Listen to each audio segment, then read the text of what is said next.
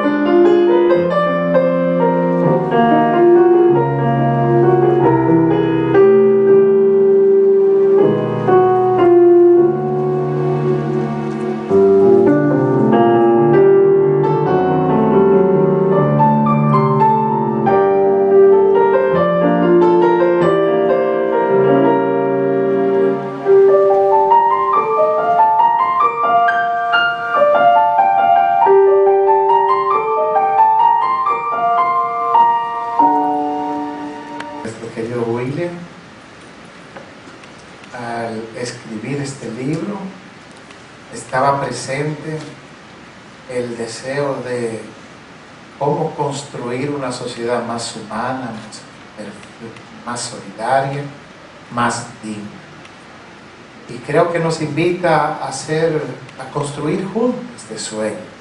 La humanidad ha pasado por diferentes momentos: monarquía, oligarquía, anarquía, democracia.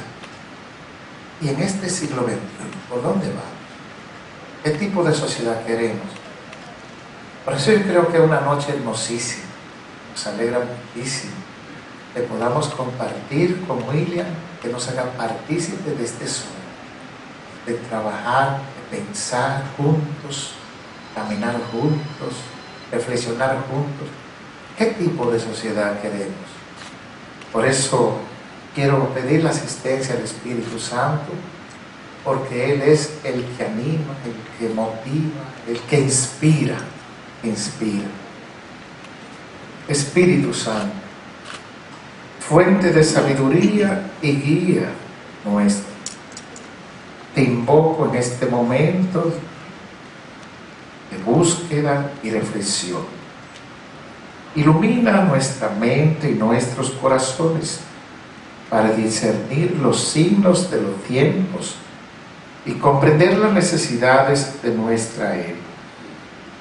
Ayúdanos a ver con claridad y a elegir con sabiduría para que podamos contribuir a la construcción de un sistema más humano y solidario. Guía nuestros pensamientos y acciones hacia la justicia, la compasión y el amor. Y permite que tu luz nos acompañe en este camino de búsqueda y de crecimiento. Te lo pedimos a ti porque eres Dios de la vida y vives y reinas por los siglos de los siglos. Amén. Y que el buen Dios nos bendiga en el nombre del Padre, del Hijo y del Espíritu Santo. Amén. Que estoy aquí. Pero ciertamente en el día de ayer o la semana pasada, William me invitó a que diera una palabra de bienvenidas a todos ustedes. Y ciertamente yo no soy un académico, ni soy un intelectual, pero me han dado la oportunidad de darle las bienvenidas a ustedes y decirle que William me quitó el sueño anoche.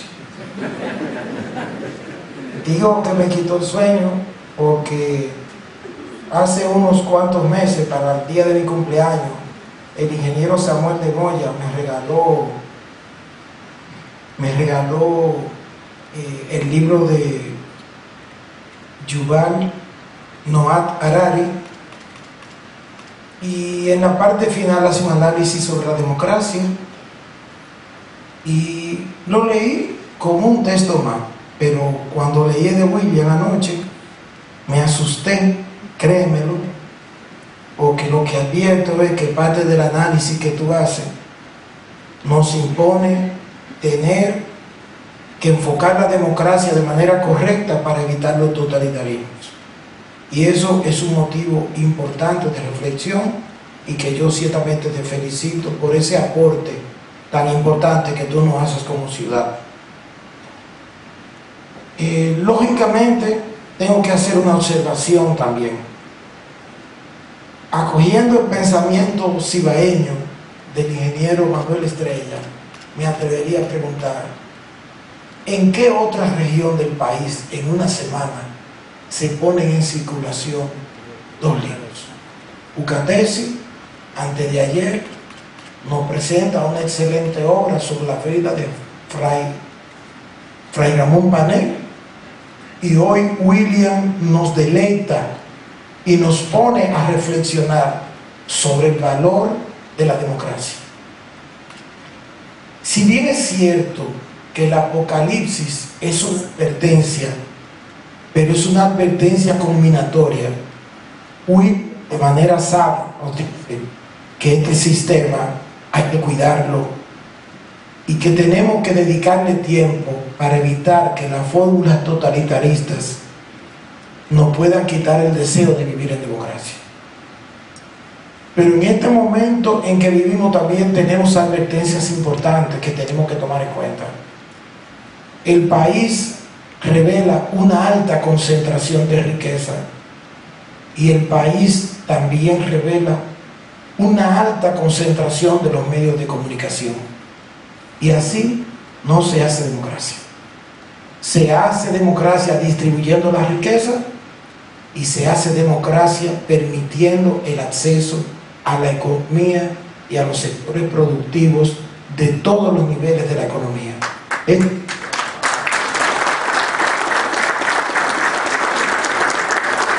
Este salón tiene 60 años. Yo fui abogado en esta institución durante muchos años. Pero esta institución nació en el ayuntamiento municipal. Yo recuerdo cuando cumplí 6 años que mi abuela me regaló 6 pesos y fuimos a abrir una cuenta de ahorro a la asociación La Vega Real, que funcionaba donde está la tesorería del ayuntamiento. Pero hace unos días el Banco Popular Dominicano presentó un libro que se llama El valor de una idea, y ahí aparece un juicio que se me pareció a William. Dice don Alejandro Grullón que él quería construir una institución que le permitiera a los dominicanos sentirse orgullosos de vivir aquí y de proveer los medios para que un dominicano se sintiera digno aquí. Cuando yo voy a Pintureca, cuando yo veo a Multimueble en San Francisco de Macorís, vengo donde William y le digo, ven acá, ¿y cuántos multimuebles hay? Me dijo, tengo que hacer tantas tiendas que le permitan a que todos los hombres que estén cerca de mí tengan una vida digna. Yo creo, William, que tal vez me voy a pasar, pero no me cabe una alegría más grande que la de decirte, el diablo, tú eres un toro.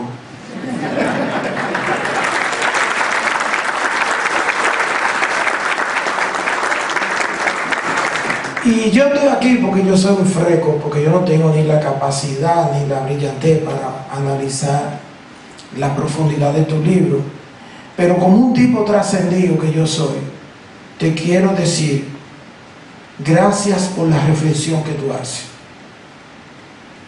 Y creo que debe ser un espacio de reflexión para todos los que están aquí. Felicidades, hermano, y que Dios derrame bendiciones sobre ti. Entusiasmado de encontrarme esta noche aquí ante ustedes en este evento muy significativo, un evento para la reflexión, para el pensamiento, para la discusión, para todas las cosas que se pueden y se deben desprender de la puesta en circulación de una obra, sobre todo con un título que sacude, que provoca, padre, provoca, porque está aludiendo a la idea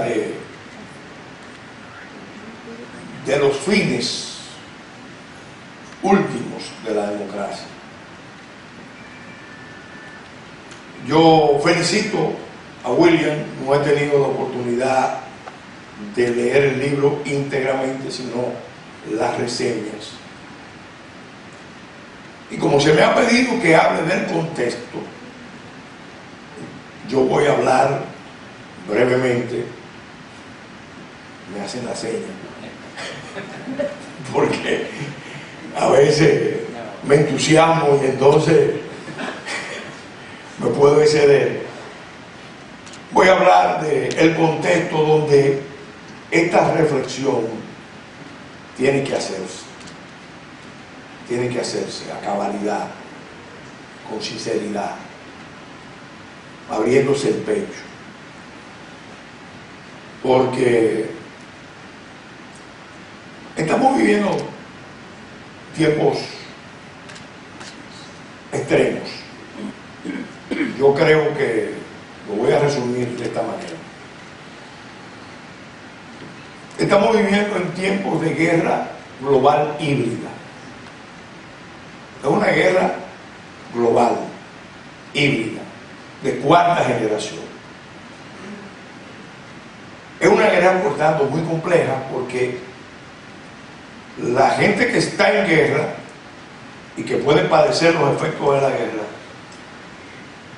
no tiene conciencia de eso,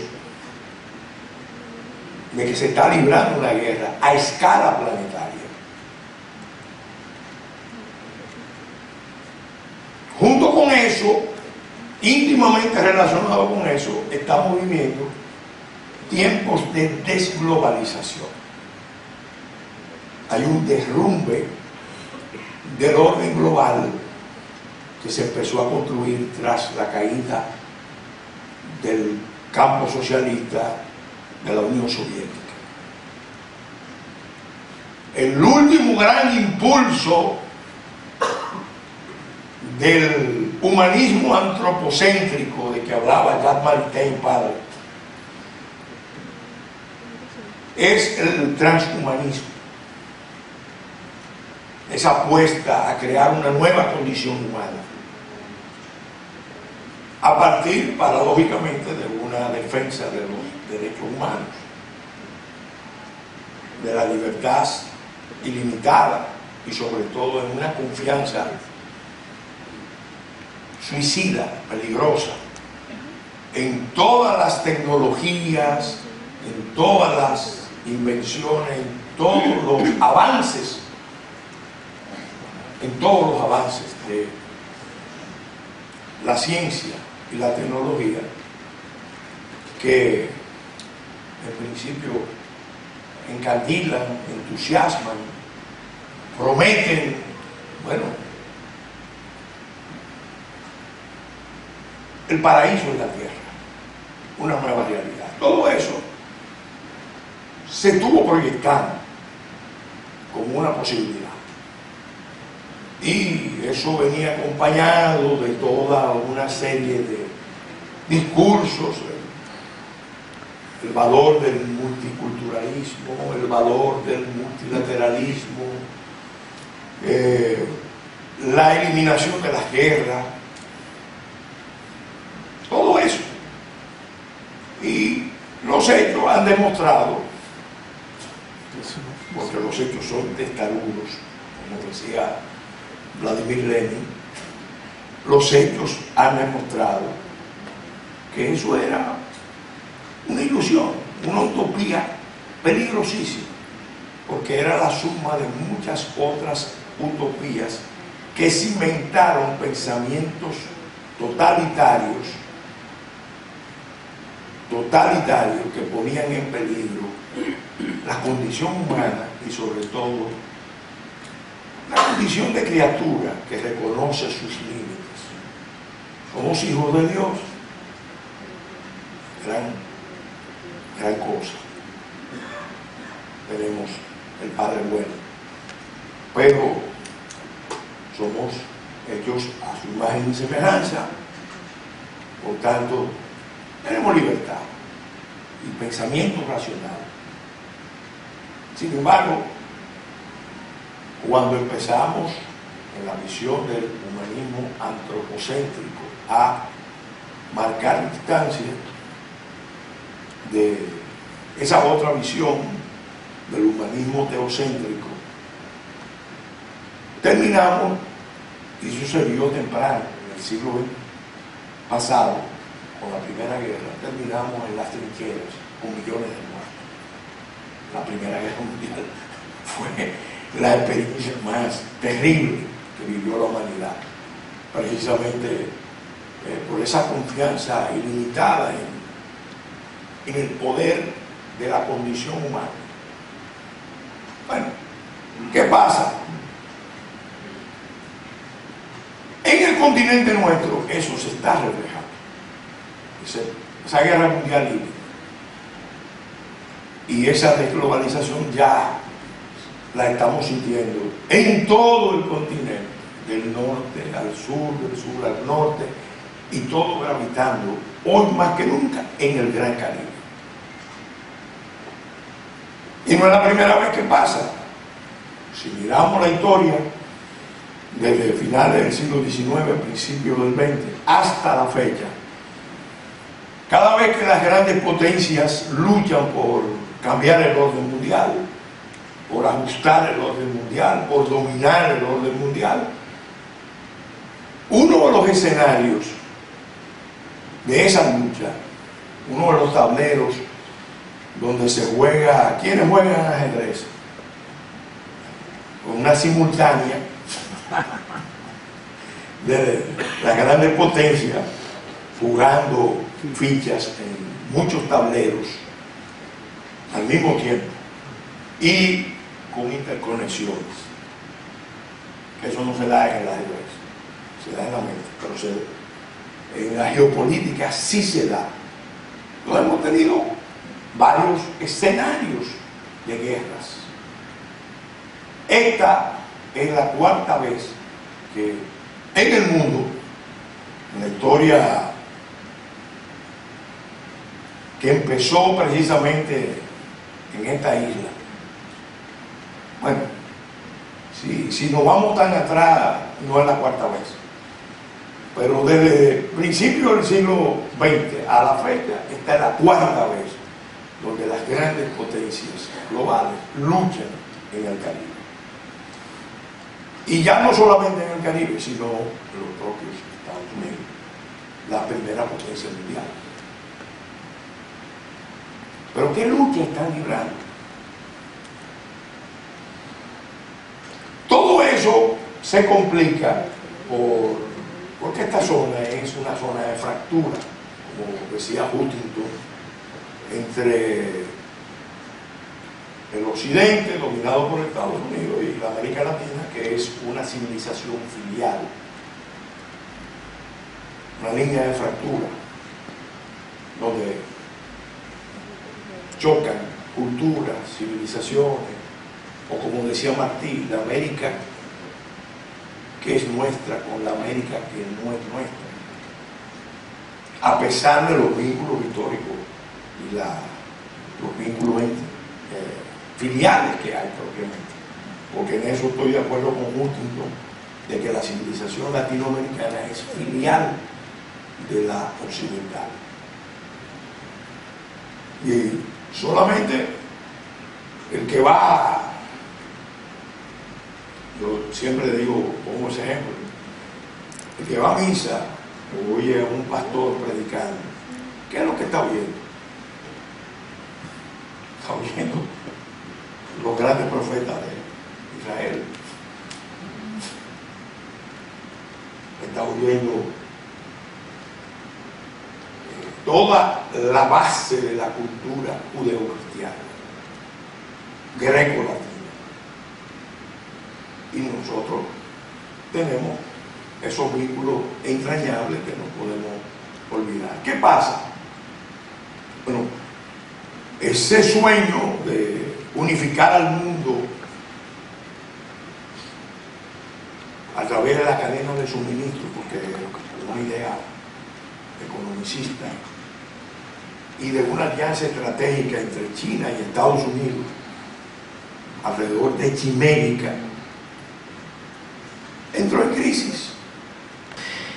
Hoy me honra profundamente presentar la vida de un hombre que para muchos es un referente de esfuerzo, superación y compromiso con sus ideales. Hablo de Jesús María Sánchez, a quien todos conocen como William, pero para mí, con gran orgullo, simplemente es mi papá. Mi papá nació el 5 de marzo de 1976 en la comunidad rural de Atolladera, en Jarabacoa, un entorno humilde, rodeado de montañas y trabajo campesino, que le enseñó desde pequeño el valor del esfuerzo y la sencillez. Allí cursó sus primeros estudios hasta que a los 17 años se trasladó a la ciudad de La Vega, donde completó el bachillerato en el Liceo Nocturno Joaquín Arismendi Rubio Moya. Más adelante estudió la carrera de Derecho, aunque su verdadera vocación y su mayor talento siempre han estado vinculados a los negocios y a las ventas. Sin embargo, aunque él no lo quiera reconocer, su pasión más profunda es la política.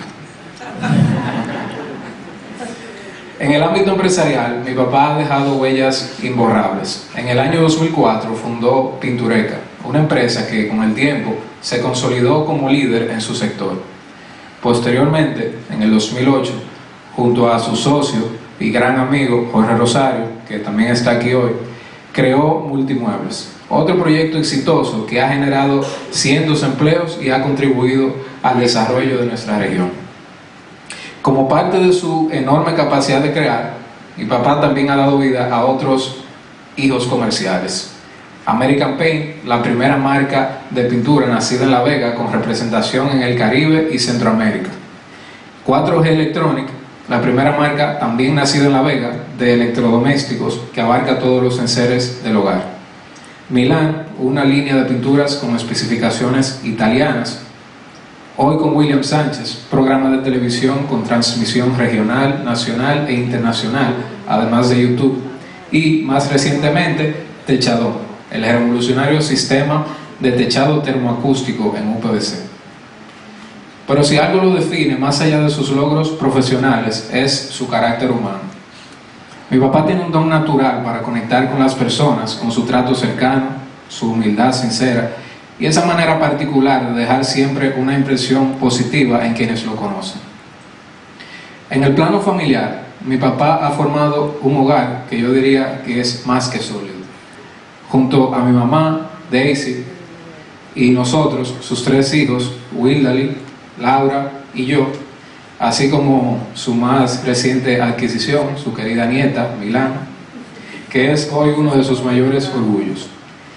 En su núcleo más amplio comparte la vida con sus hermanos, Joselito, José Amado, cariñosamente el Rubio, Cristian y Elsa, y su madre, doña Elvira, quienes junto a él son parte de esa historia de raíces fuertes que comenzó en Jarabacoa. Su pasión por la política y la geopolítica lo ha acompañado siempre, dedicando incontables horas a estudiar, analizar y reflexionar sobre los sistemas de gobierno en el mundo. De esa dedicación nace su primera obra, Apocalipsis Democrático, un libro que refleja su pensamiento crítico sobre la democracia contemporánea, tomando como referencia modelos como el de la República Popular China. Hoy, al presentar esta obra, mi papá no solo nos entrega un libro, nos entrega también una parte de sí mismo, porque este proyecto, como él mismo ha dicho, es como un nuevo hijo. Es el fruto de años de estudio, reflexión y valentía para expresar con sus propias palabras su visión sobre la política y la sociedad. Mi papá es un ejemplo de que los orígenes humildes no determinan el destino, que con esfuerzo, visión y fe es posible trascender. Su vida es testimonio de superación, de compromiso con su familia, de amor por su comunidad y de pasión por las ideas. Hoy celebramos no solo el lanzamiento de un libro, sino también la historia de un hombre que ha sabido reinventarse, que ha sabido crecer y que hoy, con esta obra, deja un legado intelectual que seguramente trascenderá. Entonces, para dar inicio formalmente ya al motivo que nos reúne a todos aquí hoy, quiero que compartamos el siguiente video.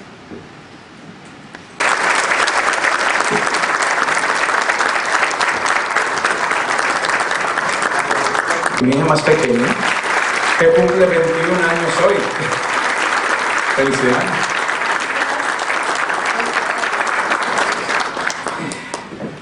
Y dándole ese aplauso a Wildali, que muy merecido, quisiera también agradecerle a William José por sus palabras y agradecerle a todos y a cada uno de ustedes que han venido muchos han venido de tan lejos. Aquí hay amigos que vinieron de La Romana, de Puerto Plata, de Santiago, de la capital, de Moca y todos los de La Vega. Así que de verdad, muchas gracias por entender que este es un espacio para pensar, discutir y sobre todo entender que la geopolítica y que la política no es ajena a cada uno de nosotros. Al contrario, nos toca a cada uno de manera directa. Quiero darle las gracias a doña Luisa, que está aquí. Doña Luisa llegó muy temprano, ella es la gobernadora civil y provincial. Quiero agradecerle a don Pelegrín Castillo, que llegó también muy temprano, que vino de Santo Domingo. Fancho, muchas gracias. Al padre Cualo, y con ustedes quiero agradecer de manera colectiva a todos. Permítanme decirles que hay algunos que ya me han reclamado que no sabían que mi nombre es Jesús María Sánchez. Todo el mundo me conoce como William Sánchez. Yo creo que nada más los bancos, cuando yo les firmo los pagareces, saben que yo me llamo Jesús María. Pero quiero decirles que nada más no son ustedes los que me han reclamado, que se les olvida o que no saben que yo me llamo Jesús María.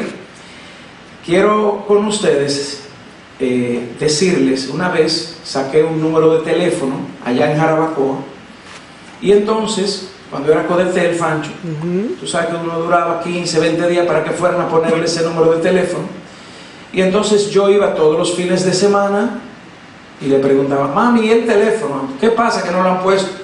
Ah, todavía no han venido por acá. Mi mamá es hermosa y muy pintoresca. Y entonces un día, ya han pasado 1 mes y medio, y yo le digo, mami, ¿qué pasó con el número de teléfono? Que no han venido a ponerlo. Y me dice mi mamá, mira, ahora que tú estás hablando de eso, ellos vinieron por aquí. Lo que pasa es que ellos vinieron y preguntaron, ¿Jesús María Sánchez, señora? Y yo le dije, no, aquí somos Sánchez, pero no hay nadie que se llame Jesús María. O sea que ni mi mamá se acuerda que me puso ese nombre.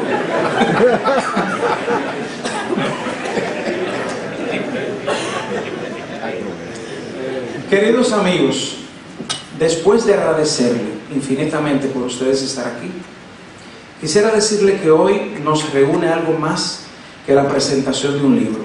Yo quise escribir lo que quería decir porque hay una línea muy estrecha entre lo que refleja el título del libro y entre el mensaje que yo quiero llevar. Porque la gente normalmente piensa, cuando lee la palabra Apocalipsis, la interpreta como el final de los tiempos. Porque, como bien decía Roberto, el libro Apocalipsis no es más que una revelación, que un sueño, pero la gente conecta el mensaje del libro Apocalipsis de la Biblia con el título del libro bíblico. Así que aquí nos reunimos no solo para una presentación de un libro, nos convoca una conversación necesaria, quizás incómoda, pero absolutamente imprescindible. Apocalipsis democrático no es solo un texto, es una invitación a mirar de frente un tema que con frecuencia preferimos esquivar. La democracia tal como la conocemos muestra fisuras profundas. En teoría, vivimos en sistema donde el pueblo decide, en teoría. En la práctica, cada vez más ciudadanos sienten que las grandes decisiones ocurren lejos de la voluntad del pueblo, como si la democracia se hubiera convertido en un ritual más de formas que de fondo, como dicen los abogados. Quiero comenzar con una afirmación clara.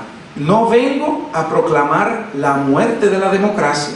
Al contrario, este libro es una defensa radical de ella, pero es una defensa lúcida y sin etiquetas, consciente de que la democracia nunca ha sido estática ni perfecta.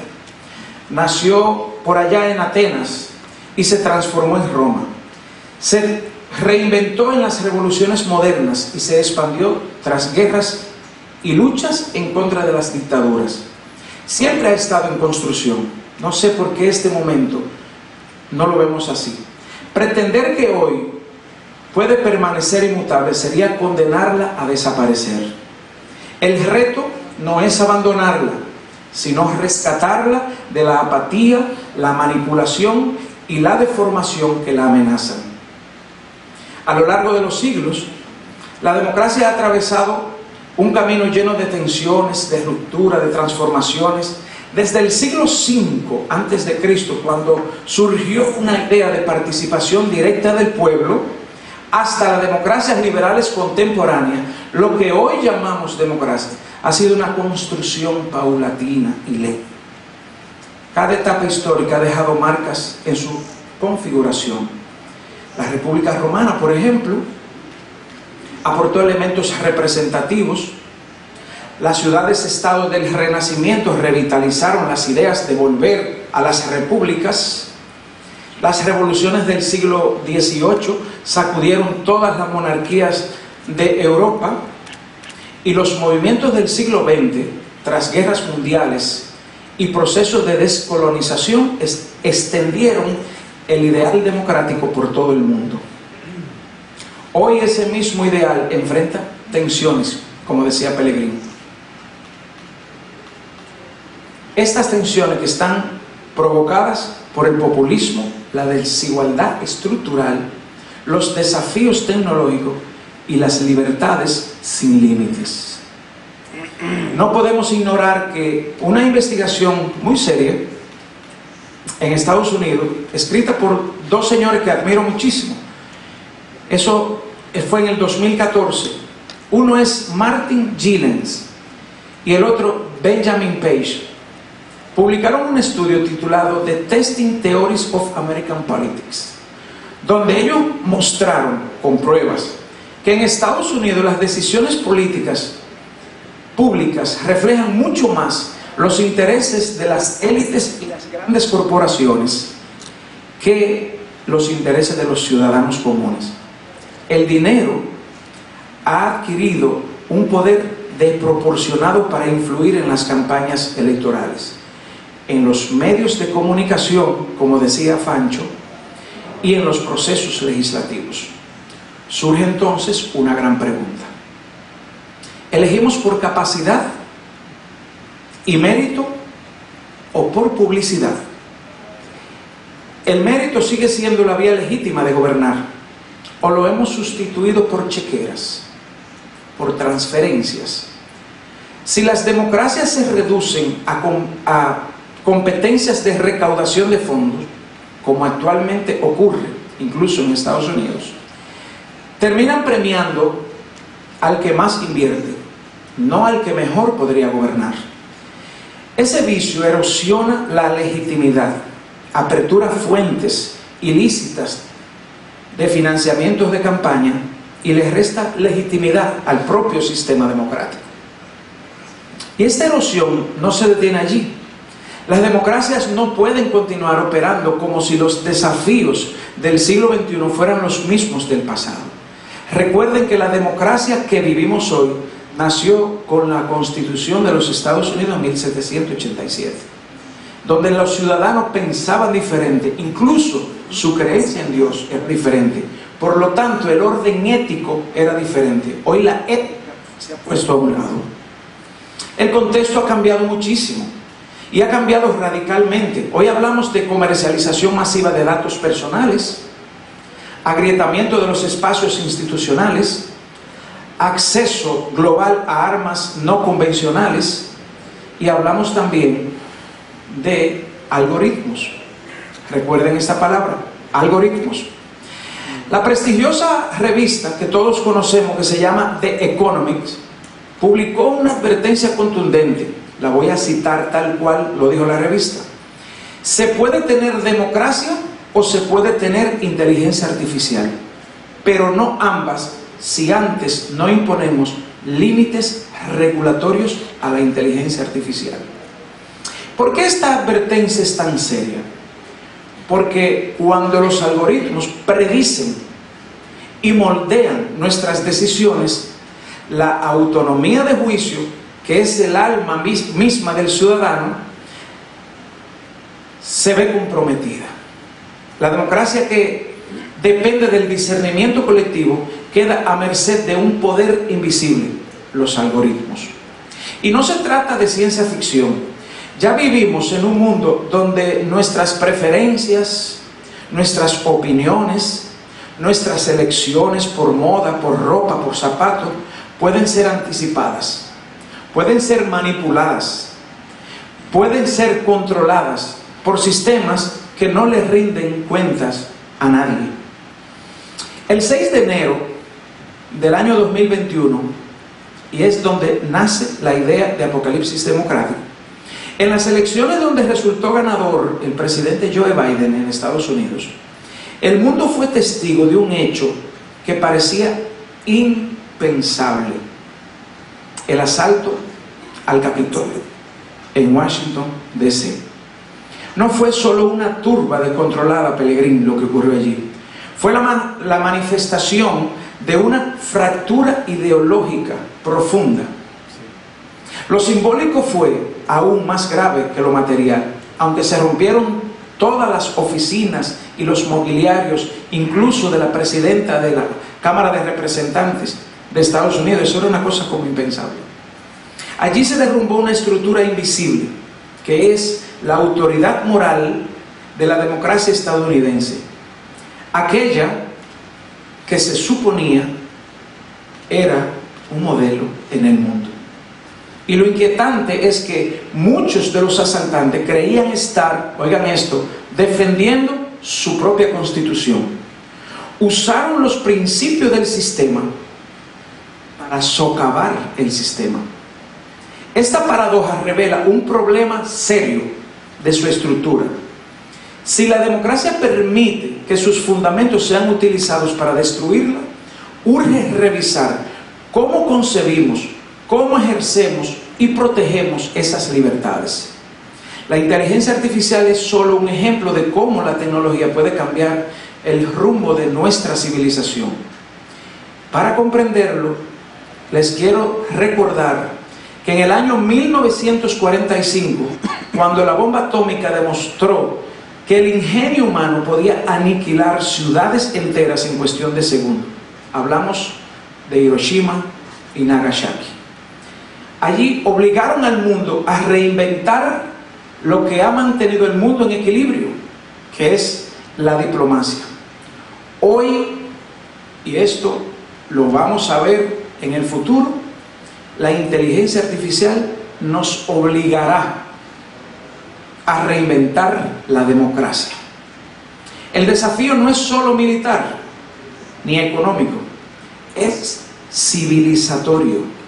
Si no regulamos la tecnología, corremos el riesgo de que sea más veloz, más eficaz y más despiadada que los sistemas políticos que hoy pretendemos defender. El mayor peligro no es que la democracia muera de golpe. El riesgo real es en que se deteriore lentamente mientras mantenemos una ilusión de que todo sigue igual, aferrándonos a las formas sin darnos cuenta de que su contenido se ha perdido. La historia muestra que otros modelos políticos han sabido reformarse para responder con rapidez a los nuevos tiempos. China. No sé si han visto un video que hay de Trump, que en campaña dijo 1918 veces China, China, China.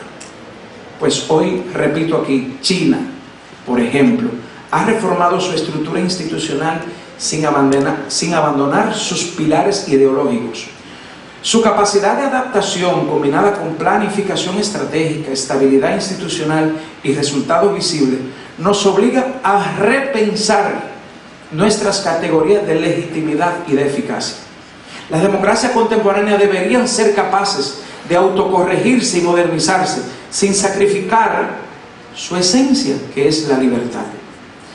Gobernar hoy no es solo administrar el presente, también es anticipar el futuro, prevenir riesgos y actualizar constantemente las reglas del juego, o sea, las reglas democráticas.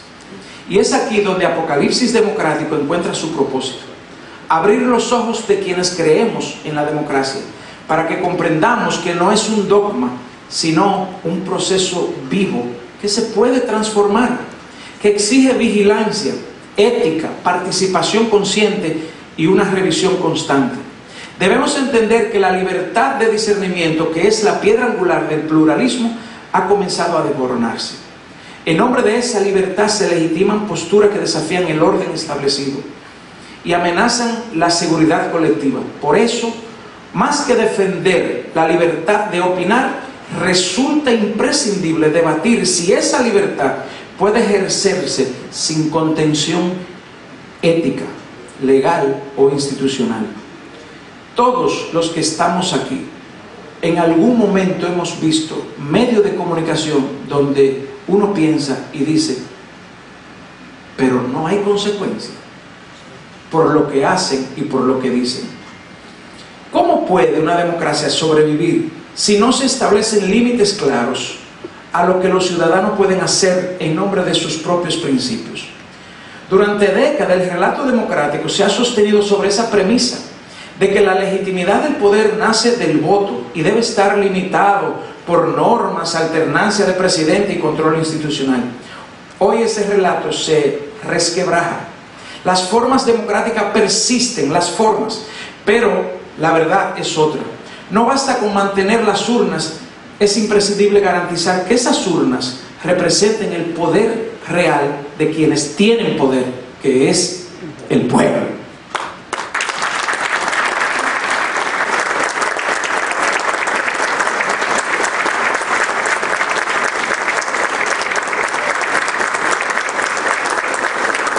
Muchas felicitaciones para nuestro queridísimo William Sánchez en esta noche maravillosa donde nos expone más que palabras, una manera de accionar, una manera de actuar y una manera de mirar a la democracia con una conciencia crítica. Muchas gracias a cada uno de ustedes. En este momento quiero invitarlos para que podamos socializar un momento algunas firmas de este gran libro de parte de su autor, Jesús María Sánchez William, y por supuesto la sesión de fotos que tenemos de rigor. Queremos llamar en este momento primero a la familia, por favor, de William, que vengan los fotógrafos, y luego tendremos con cada una de las autoridades, todas las autoridades, las personas invitadas.